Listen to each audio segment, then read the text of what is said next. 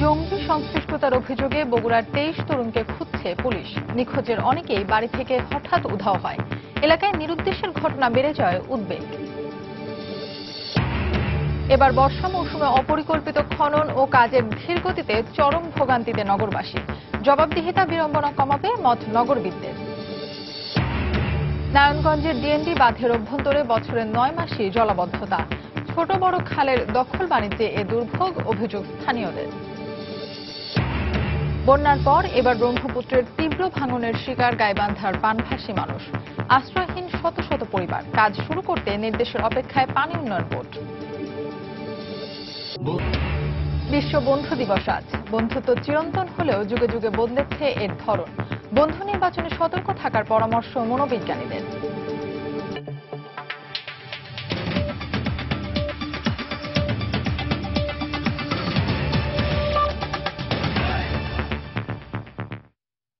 সময় সংবাদের সঙ্গে আছে আমি ফাহমিদা মৌটুসী। বগুড়ায় জঙ্গিবাদে জড়িত থাকার অভিযোগে অন্তত 23 তরুণকে খুঁজছে সেখানকার আইন শৃঙ্খলা রক্ষাকারী বাহিনী। এদের মধ্যে অনেকেই 6 মাসের বেশি সময় ধরে নিখোঁজ থাকলেও তাদের অবস্থান জানে না পরিবারের সদস্যরা। নিখোঁজদের মধ্যে দু একজন জেএমবির পুরনো সদস্য হলেও বাকিরা হঠাৎ করে উধাও হয় বলে জানিয়েছে তাদের পরিবার। বগুড়া প্রতিনিধি মাজেদুর রহমানকে সঙ্গে নিয়ে রিপোর্ট করেছেন তাফসির বাবু। রাজধানীর গুলশানে যেদিন জঙ্গি হামলা হয় ঠিক তার আগের রাতে বগুড়ার শাহজাহানপুরের বাড়ি থেকে হঠাৎ উধাও হয় আব্দুল হাকিম। তার পরিবারের সদস্যরা জানিয়েছে জীবিকার তাগিদে বিদেশে পাড়ি জমিয়েছে হাকিম। তবে গুলশান হামলায় নিহত জঙ্গি খায়রুলের বোনের দাবি সাকিমের মাধ্যমেই জঙ্গিবাদে জড়িয়েছে তার ভাই। খালি বারবার বলে খায়রুল ভালো জায়গাত আছে, আপনাকে কোনো টেনশন করা লাগবে না, আমার সাথে সব যোগাযোগ আছে। এই বারবার করে বলে আমাকে থামে তুলছে। খায়রুলের সাথে কোনো যোগাযোগ কিংবা ওখানে যে ভর্তি করার অভিযোগ তারা তুলছে সেটা সম্পূর্ণই ভিত্তিহীন। পাশেই ব্রিকুষ্টিয়া গ্রামের অশীতিপর এই বৃদ্ধ মোহাম্মদ হাজির ছেলে রাজিবুল বাড়ি থেকে পালিয়ে যায় প্রায় 6 মাস আগে। বাসায় স্ত্রী আর ছোট 2 সন্তান থাকলেও এরপর আর কোনো যোগাযোগ করেনি সে। তার বৃদ্ধ বাবা জানান, মাস 6 আগে পুলিশ তার ছেলের খোঁজ শুরুর পর থেকেই অজ্ঞাত স্থানে চলে যায় রাজিবুল। পুলিশেরা বলেও নি যে তোমার ছেলে কি করে, খালি তোমার ছেলে কোথায় খালি তাই কয়। ছেলে তো খোঁজই পাচ্ছে না। আইন শৃঙ্খলা রক্ষা বাহিনীর জঙ্গি তালিকায় নাম থাকা শাহজাহানপুরের এই 2 তরুণ সহ নিখোঁজ অনেককেই খুঁজছে পুলিশ। তাদের দেয়া তথ্য অনুযায়ী গত 6 মাসে বগুড়া থেকে আটক করা হয়েছে আনসারুল্লাহ বাংলা টিম ও জেএমবির 45 সদস্যকে। এলাকা থেকে জঙ্গি আটক হওয়া ও তরুণদের নিরুদ্দেশের ঘটনায় স্থানীয়দের মধ্যে উদ্বেগ বেড়েছে। আমার জানা মতে দেখা যাচ্ছে যে 5-6টা পরিবার এখনো ধরেন বাইরে আছে এবং তারা অল্প দিনেতেই অনেক টাকা পয়সার মালিক হয়ে গেছে। এদিকে পুলিশ বলছে নিখোঁজদের হদিশ বের করতে নানা তৎপরতা চালাচ্ছেন তারা। এই বিষয়ে আমরা আমাদের কমিউনিটি পুলিশিংকে কার্যকরী করছি যাতে তাদের মাধ্যমে নিখোঁজ ছেলেদেরকে আমরা খুঁজে বের করতে পারি, বা তারা যদি এরকম সংগঠনের সাথে জড়িত হয়ে থাকে তাদের বিরুদ্ধে যাতে আমরা অভিযান পরিচালনা করে গ্রেপ্তার করতে পারি, আইনের আওতায় আনতে পারি। সারা দেশে একের পর এক জঙ্গি হামলায় জড়িত হিসেবে যেসব যুবকের নাম আসছে তাদের অনেকের বাড়ি বগুড়ায়। আইন শৃঙ্খলা বাহিনীর তথ্য অনুযায়ী বগুড়ার বিভিন্ন অঞ্চল থেকে এখনো পর্যন্ত নিখোঁজ রয়েছেন 23 জন যুবক। এর বাইরেও আরো অনেকেই জঙ্গিবাদের সঙ্গে জড়িয়ে পড়তে পারেন বলে ধারণা সংশ্লিষ্টদের। তবে আইন শৃঙ্খলা বাহিনী বলছে তরুণদের জঙ্গিবাদে ঝুঁকে পড়া ঠেকাতে জনসচেতনতা তৈরির পাশাপাশি আইনের কঠোর প্রয়োগের উপরও গুরুত্ব দিচ্ছেন তারা। তাফসির বাবু, সময় সংবাদ, বগুড়া। এদিকে দেশে জঙ্গি তৎপরতার সাথে সম্পৃক্তদের তালিকায় বিভিন্ন বিশ্ববিদ্যালয়ের শিক্ষার্থীদের নাম আসার পর নড়েচড়ে বসেছে চট্টগ্রাম বিশ্ববিদ্যালয় কর্তৃপক্ষ। এই বিশ্ববিদ্যালয়ে বিভিন্ন সময়ে জেএমবি, হিজবুত তাহরীর কর্মকাণ্ডের সাথে জড়িত থাকার অভিযোগে ছাত্র গ্রেফতার হয় অনেকটাই সতর্ক অবস্থানে কর্তৃপক্ষ। এই অবস্থায় বিশ্ববিদ্যালয়ে দীর্ঘদিন ধরে অনুপস্থিত শিক্ষার্থীর তালিকা চেয়েছে পুলিশ প্রশাসন। বিস্তারিত জানাচ্ছেন পার্থপ্রতিম বিশ্বাস। একসময় ধারণা করা হতো জঙ্গি তৎপরতা মানে মাদ্রাসা শিক্ষার্থীদের সংশ্লিষ্টতা, কিন্তু সম্প্রতি গুলশান ও শোলাকিয়া সহ বিভিন্ন জঙ্গি হামলার সাথে বিভিন্ন বিশ্ববিদ্যালয়ের শিক্ষার্থীদের জড়িত থাকার বিষয়টি উঠে আসে।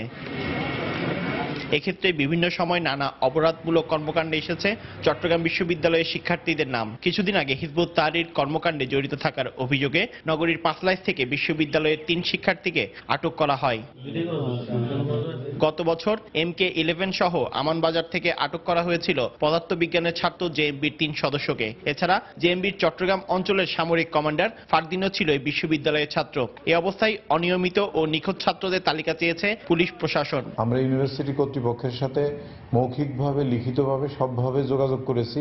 ইউনিভার্সিটি কর্তৃপক্ষকে আমরা অনুরোধ করছি তারাও যেন বিষয়গুলো অনুসরণ করে।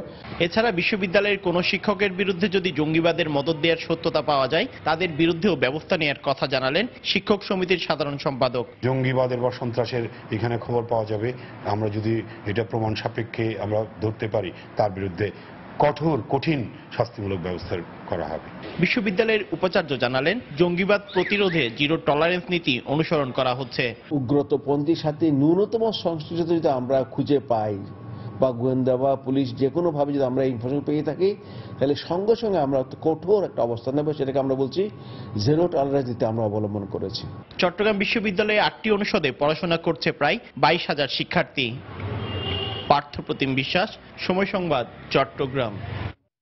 রাজধানীতে বছর জুড়ে চলে সড়ক খোঁড়াখুড়ি। কর্তৃপক্ষের ভাষ্য, রাস্তাঘাটের উন্নয়ন, পরিচ্ছন্ন নর্দমা ব্যবস্থা ও নিরবচ্ছিন্ন গ্যাস, বিদ্যুৎ ও পানি সেবা পৌঁছে দিতেই এই কার্যক্রম চালানো হয়।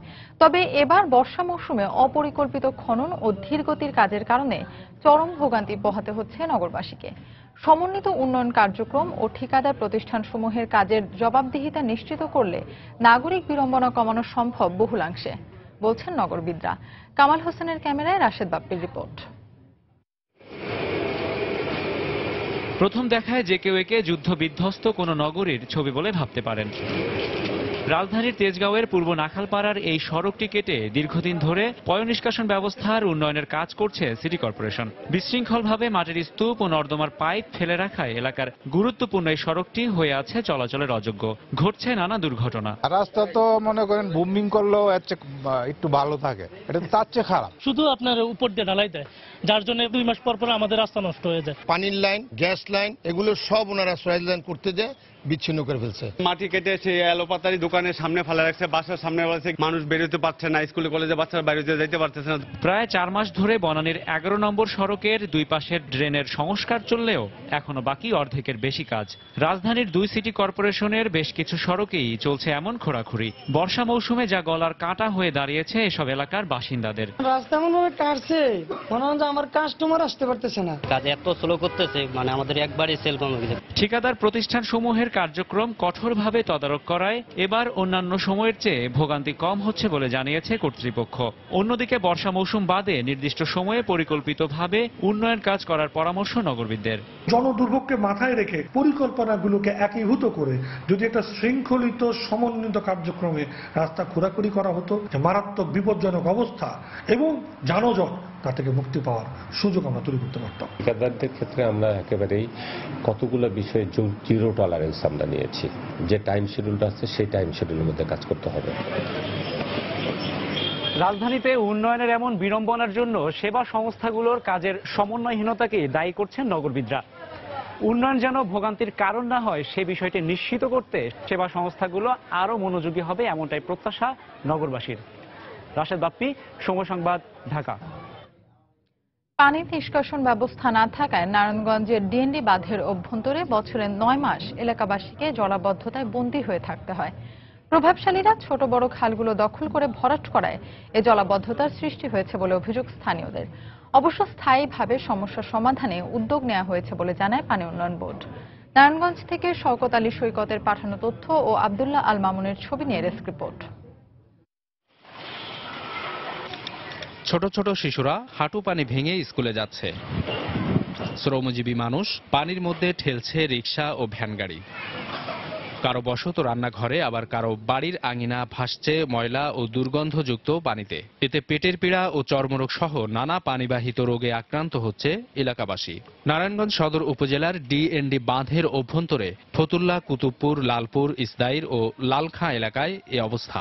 প্রভাবশালীরা ছোট বড় সব খাল দখল করে ভরাট করায় পানি নিষ্কাশন হতে না পেরে এ জলাবদ্ধতার সৃষ্টি হয়েছে বলে অভিযোগ স্থানীয়দের। আধা ঘন্টা বৃষ্টি হইলেই পুরা বাড়িঘর তলায় যায়। দুর্গন্ধ পানি, অনেক ময়লা লাগে, আমগো দোকানপাট সব বন্ধ হয়েছে। খাইতে পারতেছে না, ঠিক মতন শুইতে পারতেছে না, কাজেও যেতে পারছে না, গায়ে পেশায় ঘুরে গেছে। বুঝছেন, অসুখ বিসুখ ডায়রিয়া হইতেছে। ড্রেনের ময়লা দিয়ে আসে, ময়লার পানি দিয়ে গোসল করতে হয়, খাইতে হয়, থাকতে হয়, বাচ্চাকে নিয়ে স্কুলে যাইতে পারি না। সমস্যা সমাধানে গণসচেতনতা সৃষ্টির পাশাপাশি পরিকল্পনা মন্ত্রণালয়ের পদক্ষেপ গ্রহণের দাবি জানিয়েছেন স্থানীয় এ জনপ্রতিনিধি। আমাদের এই পানি নিষ্কাশনের যে খালগুলো ছিল, সমস্ত খালগুলো কিন্তু এখন মানুষের দখলে চলে এসেছে, বিশেষ করে শিল্পপতিদের দখলে। ডাইং এর যে ডাস্টগুলা এই খালের মধ্যে ফেলায়, এক সপ্তাহে দেখা যাচ্ছে আপনার কয়েক টন পলিথিন জমে যায় ইয়ার মধ্যে, আমাদের খালের মধ্যে। পানি উন্নয়ন বোর্ড প্রতি বছর একটি কাজ করে, লোক দেখানো কিছু কাজ করে, তাদের এই কাজ কোনো কাজই আসে না আমাদের। অবশ্য সমস্যা সমাধানে পানি নিষ্কাশনে আরো 37টি পাম্প বসানোর উদ্যোগের কথা জানালেন পানি উন্নয়ন বোর্ডের এই কর্মকর্তা। চিএনজি এলাকার জলাবদ্ধতা নিরসন কল্পে এখানে বসবে 60টা। আদমজীনগরে একটা নতুন পাম্প স্টেশন হবে, সেখানে বসবে 6টা। ফতুল্লাতে একটা পাম্পিং প্লান্ট হবে, সেখানে বসবে 12টা। আর পাগলাতেও 10টা পাম্প বসবে ছোট সাইজের। শ্যামপুরে বসবে 2টা। নারায়ণগঞ্জের ডিএনডি বাঁধের অভ্যন্তরে 3 লক্ষাধিক মানুষ জলাবদ্ধতার কবলে রয়েছেন। সময় সংবাদ, নারায়ণগঞ্জ। সময় সংবাদে আরো থাকছে, কার্যক্রম বন্ধে এখনো নোটিশ পায়নি সিটি সেল। দ্রুত বকেয়া পরিশোধের কথা জানালো প্রতিষ্ঠানটি। সাড়া না পেয়ে এই ব্যবস্থা নেওয়া হচ্ছে বলছে বিটিআরসি। বন্ধু মানে আশ্রয়, বন্ধু মানে নির্ভরতা, বন্ধু মানেই হাত বাড়িয়ে মন বাড়িয়ে ছোঁয়া, বাঁধ ভাঙা উচ্ছ্বাসে ভেসে যাওয়া। সৃষ্টির শুরু থেকে মানব সমাজ বন্ধুত্বের নিবিড় বন্ধনে আবদ্ধ। তবে বন্ধুত্ব চিরন্তন হলেও যুগে যুগে বদলেছে এর ধরন। বন্ধু ভেবে ভুল মানুষকে কাছে টেনে হোঁচট খেয়েছেন অনেকে। বিশ্ব বন্ধু দিবসে তাই সবার আগে বন্ধু নির্বাচনে সতর্ক হতে বলছেন মনোবিজ্ঞানীরা।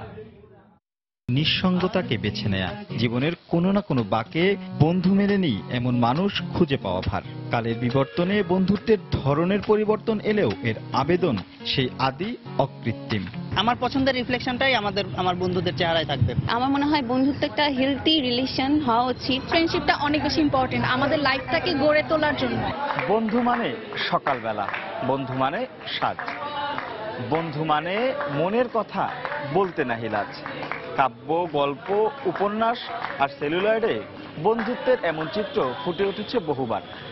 তবে বাস্তব জীবনে বন্ধু নির্বাচনে সামান্য একটু ভুল এনে দিতে পারে মহাসর্বনাশ। তবে সময়ের ব্যবধানে ঈর্ষা, ক্ষোভ আর লালসার কাছে অনেক সময় খেই হারায় এই বন্ধন। স্বার্থের কারণে যে ফ্রেন্ডশিপ হয় সেটাকে কখনো বন্ধুত্ব বলা যায় না। সাময়িকভাবে ভালো আচরণ করবে, কিন্তু তার কাজটা হাসিল হওয়ার পর সে হয়তো আপনার সাথে থাকবে না, ওটা তো বন্ধুত্ব না। বন্ধু যেমন জীবনে যোগায় প্রেরণা, তেমনি নিয়ে যেতে পারে বিপথেও। তাই বন্ধুটাকে সাড়া দেওয়ার আগে তার মানসিকতা ভালোভাবে জেনে নেওয়ার পরামর্শ মনোবিজ্ঞানীদের।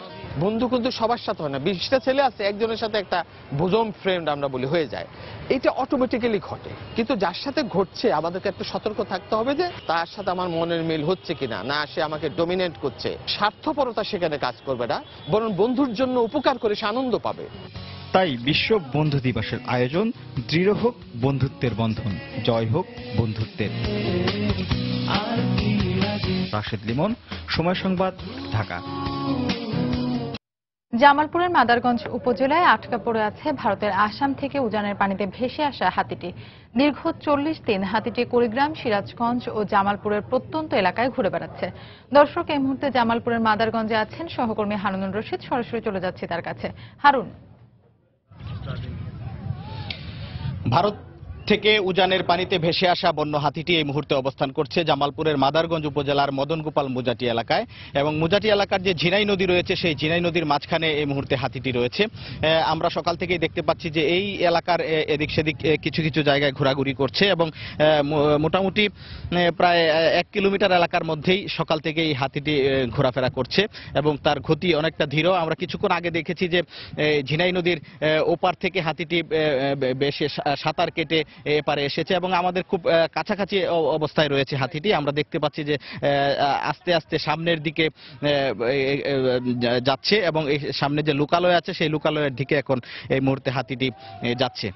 তো আমি যদি বলে রাখি যে 28 জুন আসাম থেকে ভেসে আসা এই হাতিটি কুড়িগ্রামের রৌমারী, সিরাজগঞ্জ এবং বগুড়া জেলার বিভিন্ন এলাকা ঘুরে জামালপুরে আসে, এবং জামালপুরের সরিষাবাড়িতে বেশ কিছুদিন অবস্থান ছিল, এবং 2-3 দিন কিছুদিন আগে থেকে অবস্থান পরিবর্তন করে মাদারগঞ্জে এসেছে এবং মাদারগঞ্জের এখন জিনাই নদীর মাঝখানে হাতিটি অবস্থান করছে। তো এই হাতিটিকে উদ্ধার করার জন্য আসলে বেশ কিছুদিন যাবতই বাংলাদেশের বন বিভাগ চেষ্টা করছে এবং গত 2 তারিখ এই জামালপুরের সরিষাবাড়িতে ভারত থেকে 3 সদস্যের একটি প্রতিনিধি দল এসেছিল। তারাও চেষ্টা করছে হাতিটি উদ্ধার করার জন্য বা উদ্ধার করে একটি নিরাপদ জায়গায় নিয়ে যাওয়ার জন্য, কিন্তু যেটি এখন পর্যন্ত সম্ভব হয়নি।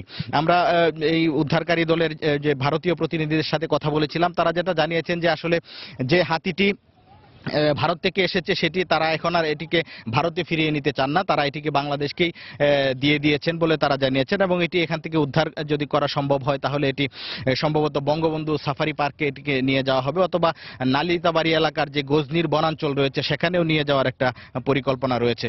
তো এই ভারতীয় কর্তৃপক্ষ তারা বলছেন যে হাতিটিকে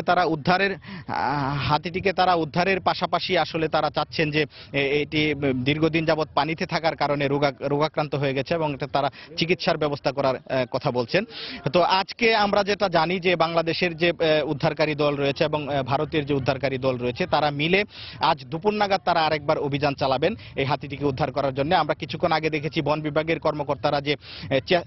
বিভাগের কর্মকর্তারা হাতিটিকে উদ্ধার করার জন্য চেতনানাশক ইনজেকশন তৈরি করছেন, যেটি তারা হাতির গায়ে নিক্ষেপ করে তাকে মানে চেতনা নাশক করবেন, মানে অচেতন করে তাকে উদ্ধার করার চেষ্টা চালাবেন। তো আমরা অপেক্ষা করছি এবং আমরা আছি সারাদিন আজকে এই বিষয়টি সময় সংবাদের দর্শকদের দেখানোর জন্য। তো এই ছিল আসলে আমার কাছে এই হাতির সর্বশেষ খবর। দর্শক, ভারতের আসাম থেকে উজানের পানিতে ভেসে আসা হাতিটি বর্তমানে জামালপুরের মাদারগঞ্জ উপজেলা আটকা পড়ে আছে। এ বিষয়ে বিস্তারিত জানাচ্ছিলেন সহকর্মী হারুনুর রশিদ।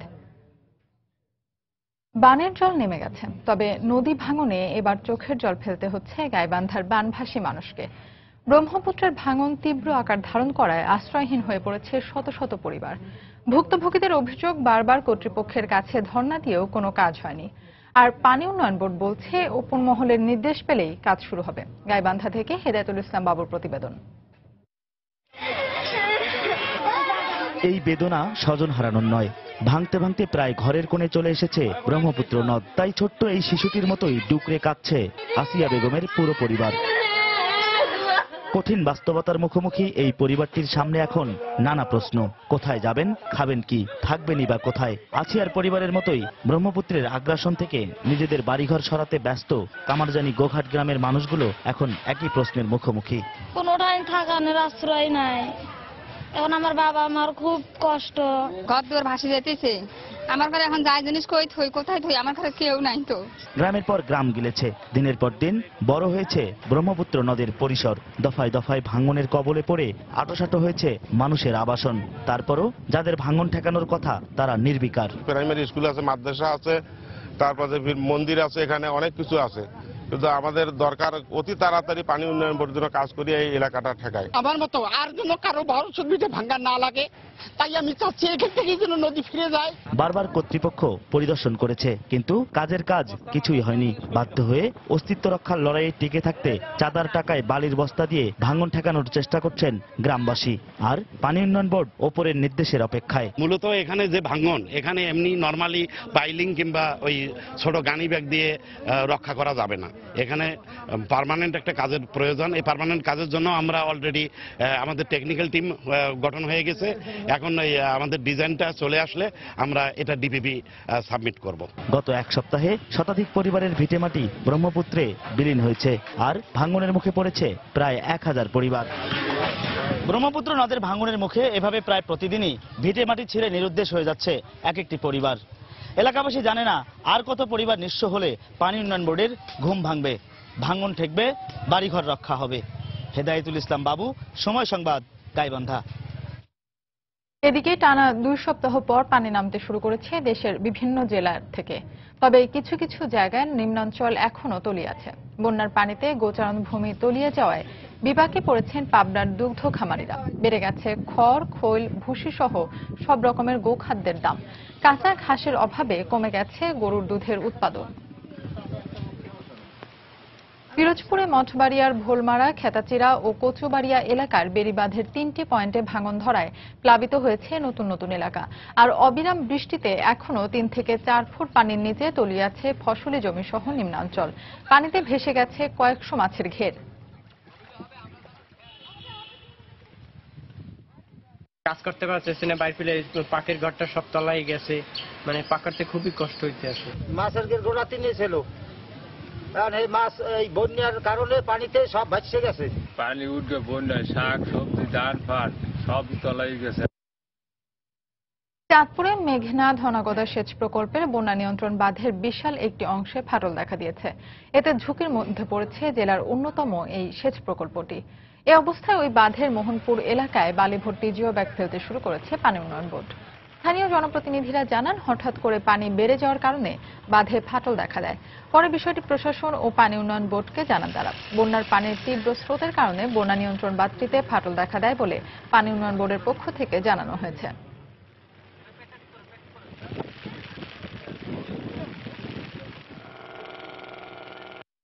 বন্যার প্রেশারে আমার বেড়িবাঁধে এফেক্ট করে আমার মোহনপুর ইউনিয়নে এক জায়গায় আমার ব্লক ভাঙ্গা বা স্কোয়ারিং এ পানির ভিতরে ঢুকতে থাকে। মোহনপুর থেকে দশানি যে অঞ্চলটা, সেখানে 110 মিটার, প্রায় 8 থেকে 10টি স্পটে 110 মিটার ব্লক ডেবে গেছে। তো এই ডেবে যাওয়া অংশগুলোতে আমরা প্রাথমিকভাবে 800 জিও ব্যাগ বালু ভরাট করে ফেলতেছি। সময় সংবাদে আরো থাকছে। রিও অলিম্পিকের প্রথম স্বর্ণ জিতলেন যুক্তরাষ্ট্রের ভার্জিনিয়া থ্রাশার। আসরের প্রথম রৌপ্য ও ব্রোঞ্জ গেছে চীনের ঘরে।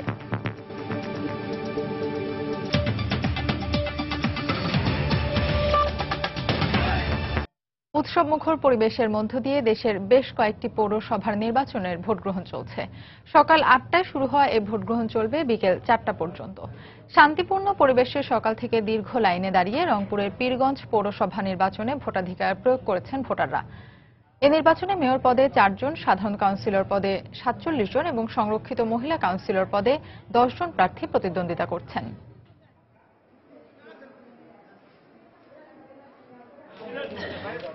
নীলফামারীর ডোমার পৌরসভা নির্বাচনে নারী ভোটারদের চেয়ে পুরুষ ভোটারদের তুলনামূলক বেশি উপস্থিতি লক্ষ্য করা গেছে। ভোটগ্রহণ নির্বিঘ্ন করতে নির্বাহী ম্যাজিস্ট্রেটের নেতৃত্বে ভ্রাম্যমাণ আদালত এবং পুলিশের পাশাপাশি বিজিবি টহল দিচ্ছে।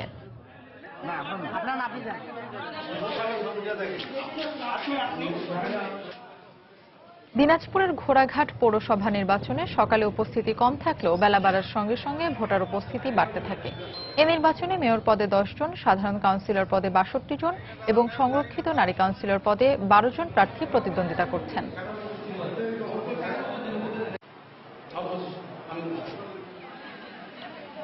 এদিকে বৃষ্টি উপেক্ষা করে পটুয়াখালীর গলাচিপা পৌরসভায় দীর্ঘ লাইনে দাঁড়িয়ে ভোট প্রদান করছেন ভোটাররা।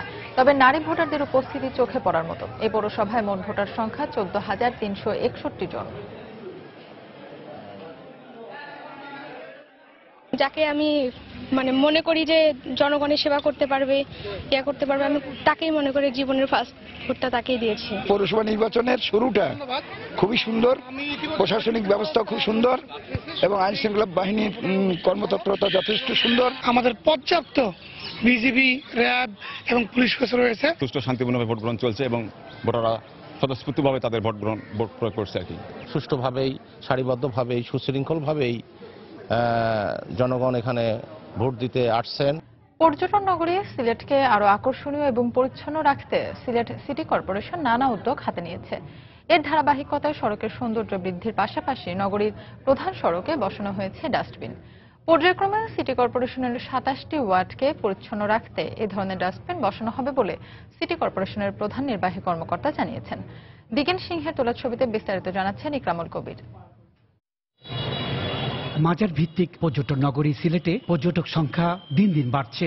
পর্যটকরা জাফলং, বিছনাকান্দি, রাতারগুল, পান্তুমাই সহ সিলেট অঞ্চলে অবস্থিত নৈসর্গিক সৌন্দর্য উপভোগ করার জন্য প্রথমে সিলেট নগরীতে অবস্থান করে থাকেন। তাই সিলেট নগরীর সড়কগুলোর আকর্ষণ বাড়ানোর পাশাপাশি পরিচ্ছন্ন রাখতে প্রধান সড়কগুলোতে ঢাকা সিটি কর্পোরেশনের আদলে ডাস্টবিন বসানো হয়েছে।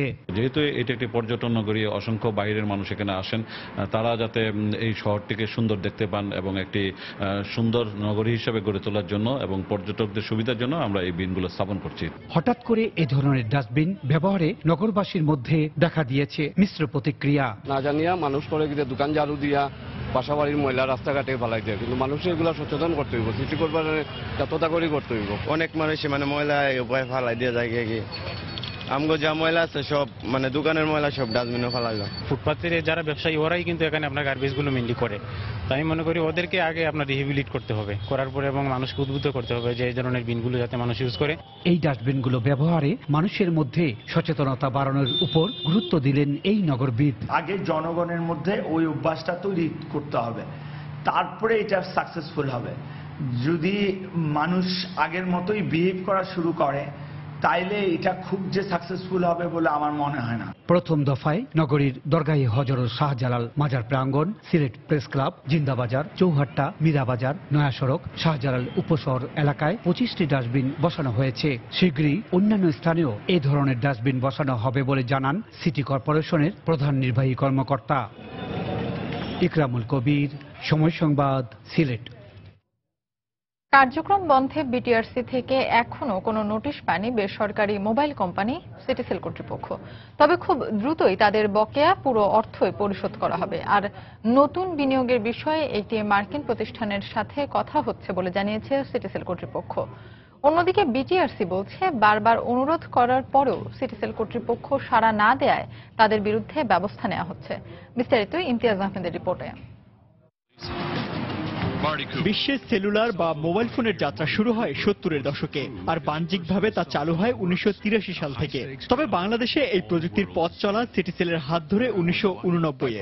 পরবর্তীতে রাষ্ট্রায়ত্ত টেলিটক সহ আরো 4টি মোবাইল অপারেটরকে বাংলাদেশে মোবাইল সেবার লাইসেন্স প্রদান করা হয়। শুরুতে গ্রাহকদের কাছে জনপ্রিয় হলেও সিডিএমএ প্রযুক্তির কারণে ধীরে ধীরে গ্রাহক হারাতে থাকে দেশের প্রথম মোবাইল সেবা প্রদানকারী এই অপারেটরটি, যার গ্রাহক সংখ্যা বর্তমানে 7 লাখ। এখনো নেটওয়ার্কের বাইরে যেতে পারিনি। নানা সমস্যায় গেল 3 বছরে বিটিআরসির বিভিন্ন ফি এবং রাজস্ব বোর্ডের ভ্যাট বাবদ কোম্পানিটির বর্তমান বকেয়া দাঁড়িয়েছে 477 কোটি 51 লাখ টাকা। এই অবস্থায় গেল সপ্তাহে সিটিসেলের কার্যক্রম বন্ধে আইনানুগ ব্যবস্থা গ্রহণের উল্লেখ করে গ্রাহকদের বিকল্প ব্যবস্থা গ্রহণের জন্য চলতি মাসের 16 তারিখ পর্যন্ত সময় দিয়ে নোটিশ দেয় বিটিআরসি। যে সমস্ত অপারেটরদের টাকা পয়সা বাকি থাকে তাদেরকে আমরা ওই টাকা পয়সা দিয়ে দেওয়ার জন্য অনুরোধ করি। তো বারংবার অনুরোধ করার পরে যখন জিনিসটার সমাধান হয় না তখন আমাদেরকে একটা ড্রাস্টিক স্টেপ নিতে হয়। এটা সেই ধারাবাহিকতায় সিটিসেলের বিরুদ্ধে আমরা একটা পদক্ষেপ নিতে যাচ্ছি। তবে সিটিসেল বন্ধ করে দেওয়ার বিষয়ে বিটিআরসি কোনো সিদ্ধান্ত নেয়নি বলে তাদের আশ্বস্ত করা হয়েছে, এমনটা জানিয়েছে সিটিসেল কর্তৃপক্ষ। আমরা বিটিআরসির সাথে যোগাযোগ করেছি এবং সেখানে আমরা আশ্বস্ত হয়েছি যে বিটিআরসির কোনো সিদ্ধান্ত অ্যাজ হয়নি যে সিটিসেলকে তারা বন্ধ করে দেবে। আমরা নতুন বিনিয়োগকারী আসা মাত্রই যে বকেয়াটা আছে সেটা দেওয়া হবে। আমাদেরকে কোনো বন্ধের নোটিশ এখন পর্যন্ত দেয়নি। আমাদের রাজস্ব যথেষ্ট নয় যেখান থেকে এটা বিটিআরসি কে আমরা দিতে পারি। বর্তমানে এই প্রতিষ্ঠানটির 44.54% মালিকানা সিঙ্গাপুর ভিত্তিক সিংটেল এশিয়া প্যাসিফিক ইনভেস্টমেন্ট নামের একটি প্রতিষ্ঠানের, 17.51% ফার ইস্ট টেলিকমের এবং বিএনপির সাবেক পররাষ্ট্রমন্ত্রী এম মোর্শেদ খানের প্যাসিফিক মোটরস লিমিটেডের রয়েছে 37.95% মালিকানা। ইমতিয়াজ আহমেদ, সময় সংবাদ, ঢাকা। দেশের বাইরের খবর। সিঙ্গাপুরে হামলার পরিকল্পনার অভিযোগে ইন্দোনেশিয়ায় বোমা তৈরির উপকরণ সহ 6 জনকে আটক করা হয়েছে। পুলিশ জানায় সিঙ্গাপুর আর বাতাম দ্বীপে হামলার পরিকল্পনা ছিল তাদের। হামলার মূল পরিকল্পনাকারী সিরিয়ায় অবস্থানরত ইন্দোনেশিয়ার নাগরিক আইএস জঙ্গি বাহরুন নাইম। ইন্দোনেশিয়ার পুলিশ প্রধান জানিয়েছেন বাহরুন নাইমের সাথে তাদের সরাসরি যোগাযোগ ছিল। সিঙ্গাপুরে জাতীয় দিবসে হামলার ছক কষছিল তারা। এই 6 জন ছাড়াও আরো বেশ কয়েকজন এই ঘটনায় জড়িত। তাদের খুঁজে বের করতে অভিযান চলছে বলে জানিয়েছে পুলিশ। বাহরুন নাইমের এবছরের জানুয়ারিতে জাকার্তায় হামলার মূল পরিকল্পনাকারী, যাতে 4 হামলাকারী সহ 8 জন নিহত হয়। এদিকে ইন্দোনেশিয়ায় এই 6 জন গ্রেফতার হওয়ার পরেই জাতীয় দিবসের নিরাপত্তা ব্যবস্থা জোরদার করেছে সিঙ্গাপুর সরকার।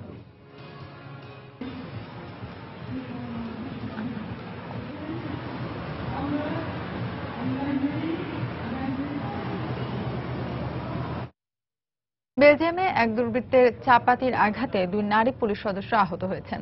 পরে পুলিশের গুলিতে নিহত হয় হামলাকারী। শনিবার চার্লেরোই শহরে পুলিশ সদর দপ্তরের সামনে এ ঘটনা ঘটে। পুলিশ বলছে, আল্লাহু আকবার চিৎকার দিয়ে পুলিশের ওপর চাপাতি নিয়ে হামলা করে এক দুর্বৃত্ত। বেলজিয়ান প্রধানমন্ত্রী চার্লস মাইকেল এই হামলার তীব্র নিন্দা জানিয়েছেন। নিজের ফ্রান্স সফর বাতিল করে রোববার জরুরি নিরাপত্তা বৈঠক করারও ঘোষণা দিয়েছেন তিনি। গেল বছর থেকে বেলজিয়ামের সন্ত্রাসী হামলার সংখ্যা বেড়েছে। এই বছর মার্চে বিমানবন্দরে আত্মঘাতী বোমা হামলাকারীদের হামলায় 32 জন নিহত হয়েছেন সেখানে।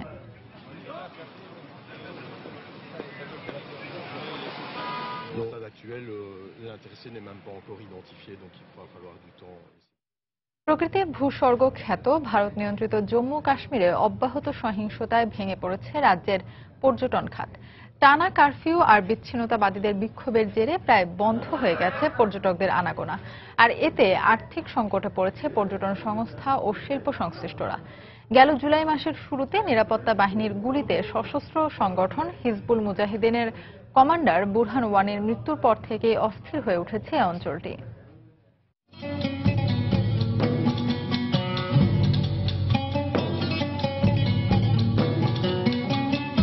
উপমহাদেশে ভ্রমণের অন্যতম সেরা স্থান জম্মু কাশ্মীর। প্রকৃতির অপরূপ সৌন্দর্য উপভোগে পর্যটকদের কাছে আদর্শ জায়গা এটি। জম্মু কাশ্মীর উপত্যকা ও লাদাখ অঞ্চল নিয়ে গঠিত এই রাজ্য ছবির মতো সুন্দর। উপত্যকা, তুষার আবৃত পর্বতচূড়া, পাহাড়ি ঝর্ণা, নির্মল হ্রদ, বিশাল বৃক্ষ আর দোদুল্যমান পুষ্পরাজির সৌন্দর্য বর্ণনাতীত। সন্ত্রাসবাদী কার্যকলাপের জন্য নিরাপত্তার ঝুঁকি সত্ত্বেও প্রকৃতিপ্রেমীদের ভিড় লেগেই থাকে এখানে। তবে গত 1 মাসে পাল্টে গেছে ভূস্বর্গের দৃশ্য। বিচ্ছিন্নতাবাদীদের পোস্টার বয় হয়ে ওঠা হিজবুল মুজাহিদিনের কমান্ডার বুরহান ওয়ানির নিহতের 1 মাস হতে চললেও এখনো থমথমে গোটা উপত্যকা। বলবৎ আছে কারফিউ, বন্ধ দোকানপাট ও যান চলাচল। গোটা উপত্যকায় জোরদার করা হয়েছে নিরাপত্তা। চলছে বিচ্ছিন্নতাবাদীদের ডাকা টানা ধর্মঘট। এতে মাঝে মাঝে জ্বলে ওঠে বিদ্রোহের আগুন। রাজনৈতিক অস্থিরতার কারণে কাশ্মীরের পর্যটন শিল্পে টানাপোড়েন নতুন ঘটনা না হলেও এবারের পরিস্থিতি বেশ ভয়াবহ। দীর্ঘমেয়াদে পর্যটক শূন্য থাকায় আর্থিক সংকটে এই শিল্প সংশ্লিষ্ট ব্যবসায়ীরা।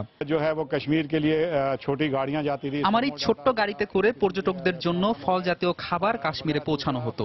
গাড়ি ভাড়ার আয় দিয়ে জীবন চলে আমার। এখন এতে চরম মন্দা দেখা দিয়েছে। পর্যটকরা ভ্রমণের শিডিউল বাতিল করেছেন। 1 মাস ধরে ট্রাভেল এজেন্ট আর গাড়ি চালকরা অলস সময় কাটাচ্ছেন। কারোই হাতে কাজ নেই। গাড়িয়াঁ বন্ধ হ্যাঁ, ড্রাইভারোं की जो কাশ্মীর সংকটের শিকড় অনেক গভীরে। এর সঙ্গে যুক্ত রয়েছে পাক ভারত ভূরাজনীতি ও আঞ্চলিক আধিপত্যের হিসেব নিকেশ। গেল 2 দশকে আইন শৃঙ্খলা রক্ষাকারী বাহিনীর সঙ্গে বিচ্ছিন্নতাবাদীদের সংঘর্ষে 60,000-এরও বেশি মানুষ প্রাণ হারালেও স্থিতিশীল হয়নি অপার সৌন্দর্যের আধার এই উপত্যকা। জাহিদুর রহমান, সময় সংবাদ। অলিম্পিক আসরের খবর। রিও অলিম্পিকে প্রথম স্বর্ণ জিতলেন যুক্তরাষ্ট্রের ভার্জিনিয়া ট্রাসার। নারীদের 10 মিটার এয়ার রাইফেল ইভেন্টে অলিম্পিক রেকর্ড করে স্বর্ণ জয় করেন 19 বছর বয়সী এই শুটার। আর আসরের প্রথম রৌপ্য ও ব্রোঞ্জ গেছে চীনের ঘরে। বিশ্ব র্যাঙ্কিংয়ে 23তম স্থানে আছেন ট্রাসার। যুক্তরাষ্ট্রের অলিম্পিক বাছাইও শীর্ষে ছিলেন তিনি। তবে রিওতে 10 মিটার এয়ার রাইফেলের বাছাই পর্বে খুব একটা ভালো করতে পারেননি তিনি। আধিপত্য ছিল চীনের ডুলির, কিন্তু ফাইনালে তা আর হয়নি।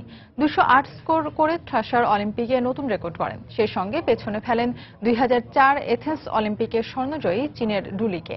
207 স্কোর করে লি রৌপ্য জয় করেন। আর ব্রোঞ্জ জিতেছেন লন্ডন অলিম্পিকের এই ইভেন্টের স্বর্ণজয়ী ইয়ে শিলিং। এছাড়া আরেক মার্কিন শুটার সারা শিরার হয়েছেন 8ম।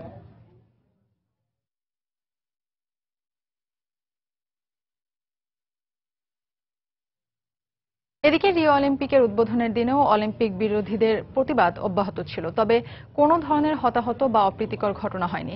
উদ্বোধন অনুষ্ঠানে চলাকালে মারাকানা স্টেডিয়ামের বাইরে বিক্ষোভ করে অলিম্পিক বিরোধীরা। রিও অলিম্পিকের বিরোধীরা সবসময় ছিল সোচ্চার। স্টেডিয়াম নির্মাণ সহ বিভিন্ন অবকাঠামো সংস্কারের অর্থ যোগান দিতে গিয়ে সরকারি কর্মচারীদের বেতন ভাতা ও হাসপাতালের বাজেট নিয়েও সমস্যায় পড়তে হয় কর্তৃপক্ষকে। এছাড়াও দুর্নীতি এবং অতিরিক্ত অর্থ অপচয়ের কারণেও চলতে থাকে প্রতিবাদ। রিও অলিম্পিকের উদ্বোধন অনুষ্ঠান চলাকালে এর বিরোধীরা প্রতিবাদ ও বিক্ষোভের চেষ্টা করে। প্রায় 200 জন অলিম্পিক বিরোধী প্রতিবাদ জানায়। তবে টিয়ার গ্যাস ব্যবহার করে ব্রাজিলের রায়ট পুলিশ তাদের ছত্রভঙ্গ করে দেয়।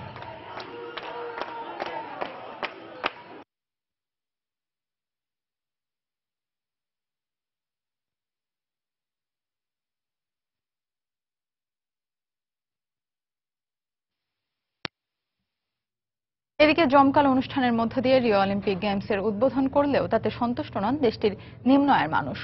আয়োজনে অর্থের অপচয় হয়েছে উল্লেখ করে তারা বলেন, ভবিষ্যতে এজন্য ব্রাজিলকে চরম মূল্য দিতে হবে। এছাড়া অলিম্পিক গেমসে আয়োজকদের অব্যবস্থাপনা নিয়েও প্রশ্ন তুলেছেন অনেকেই।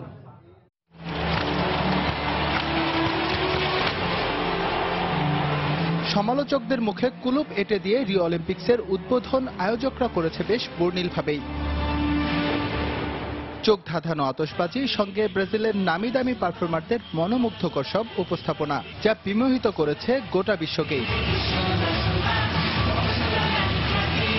অথচ এমন বর্ণিল আয়োজন এতটুকু দাগ কাটতে পারেনি মারাকানার আশেপাশের দরিদ্র জনসাধারণের মনে। আয়োজনকে সফল করতে টাকার ঝনঝনানিতে কর্তৃপক্ষের যে কোনো কার্পণ্য ছিল না তা বোঝা গিয়েছে অনুষ্ঠানের আভিজাত্যেই। এজন্য শুরু থেকেই ব্রাজিলে অলিম্পিক আয়োজনের ঘোর বিরোধী ছিলেন নিম্ন আয়ের মানুষগুলো। তাই গ্রেটেস্ট শো অন আর্থ তাদের কাছে অর্থের অপচয় ছাড়া আর কিছুই নয়। আমরা মোটেও খুশি নই, কেননা এই মুহূর্তে ব্রাজিল এমন একটি আয়োজন করার মতো অর্থনৈতিক অবস্থানে নেই যেখানে আমাদের মৌলিক অধিকারগুলো পূরণ হচ্ছে না। সেখানে এমন আয়োজন বিলাসিতা ছাড়া আর কিছুই নয়। মারাকানার সৌন্দর্যে আজ আমরা সবাই মুগ্ধ, কিন্তু এর জন্য ভবিষ্যতে আমাদের চরম মূল্য দিতে হবে। এদিকে উদ্বোধনী অনুষ্ঠানে অর্থের অপচয় হলেও চোখ ধাঁধানো এই আয়োজনে মুগ্ধতা প্রকাশ করেছেন অনেকেই। তবে অনুষ্ঠানের অব্যবস্থাপনা নিয়ে প্রশ্ন ছিল তাদের কণ্ঠেও। অলিম্পিক নিয়ে আমার মিশ্র অনুভূতি। এখানে অর্থের অপচয় হলেও আয়োজক দেশ হিসেবে আমাদের অ্যাথলেটরা কিছুটা সুবিধা পাবে এমন আয়োজনে আমি গর্বিত। তবে আমার মনে হয় নিরাপত্তার এখনো যথেষ্ট ঘাটতি রয়েছে। পাশাপাশি পর্যাপ্ত স্বাস্থ্য সেবার বিষয়টিও নিশ্চিত করা হয়নি। অলিম্পিকের এই 31তম আসর চলবে 21 আগস্ট পর্যন্ত, যেটি সফলভাবে সম্পন্ন করতে ব্রাজিল সরকার ব্যয় করবে প্রায় $12 বিলিয়ন। এস এম ইকবাল, সময় সংবাদ। এ পর্যায়ে শীর্ষ সংবাদ জানিয়ে দিচ্ছে আরেকবার। জঙ্গি সংশ্লিষ্টতার অভিযোগে বগুড়ার 23 তরুণকে খুঁজছে পুলিশ। নিখোঁজের অনেকেই বাড়ি থেকে হঠাৎ উধাও হয়। এলাকায় নিরুদ্দেশের ঘটনা বেড়ে যায় উদ্বেগ। এবার বর্ষা মৌসুমে অপরিকল্পিত খনন ও কাজের ধীরগতিতে চরম ভোগান্তিতে নগরবাসী। জবাবদিহিতা বিড়ম্বনা কমাবে মত নগরবিদদের। নারায়ণগঞ্জের ডিএনটি বাঁধের অভ্যন্তরে বছরের 9 মাসই জলাবদ্ধতা। ছোট বড় খালের দখল বাণিজ্যে এ দুর্ভোগ, অভিযোগ স্থানীয়দের। বন্যার পর এবার ব্রহ্মপুত্রের তীব্র ভাঙনের শিকার গাইবান্ধার বানভাসী মানুষ। আশ্রয়হীন শত শত পরিবার। কাজ শুরু করতে নির্দেশের অপেক্ষায় পানি উন্নয়ন বোর্ড। বিশ্ব বন্ধু দিবস আজ। বন্ধুত্ব চিরন্তন হলেও যুগে যুগে বদলেছে এর ধরন। বন্ধু নির্বাচনে সতর্ক থাকার পরামর্শ মনোবিজ্ঞানীদের। এই ছিল এখনকার মতো। যে কোনো খবর পেতে ভিজিট করুন সময়নিউজ.tv। যে কোনো বাংলা লিংক, রবি ও সিটিসেল নম্বর থেকে সময় সংবাদের খবর, অনুষ্ঠান সম্পর্কে জানতে এবং যে কোনো তথ্য সময় সংবাদকে জানাতে ডায়াল করুন 16242 নম্বরে। এছাড়া এইমাত্র পাওয়া খবর মোবাইলে পেতে SMS করুন *SL লিখে পাঠিয়ে দিন 16242 নম্বরে। সঙ্গে থাকুন সময়।